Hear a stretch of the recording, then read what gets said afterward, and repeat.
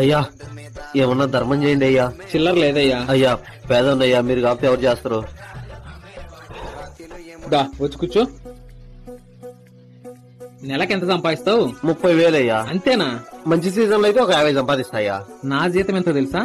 నెలకి 20,000. దాంట్లో ఇంటి రెంట్ 8,000 పోద్ది. ఇంకాడికి ఎంత ఉన్నట్టు? 12,000 అయ్యా. దాంట్లో టీవీ రీఛార్జ్ కి, సెల్లు రీఛార్జ్ కి, గ్యాస్ బిల్లుకి ఒక 2,000 పోద్ది. ఇంకాడికి ఎంత ఉన్నట్టు? 10,000 అయ్యా.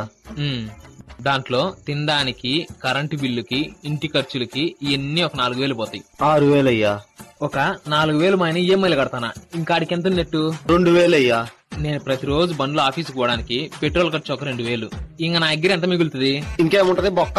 ఇప్పుడు చెప్పు, నువ్వు పేదోడివా నేను పేదోడ్నా? మీరే అయ్యా. మరి ఎంతో కొంత ఇస్తే నేను పోయి టిఫిన్ చేసొస్తా. దేవుణ్ణి నిన్ను చల్లగా చూడాలి.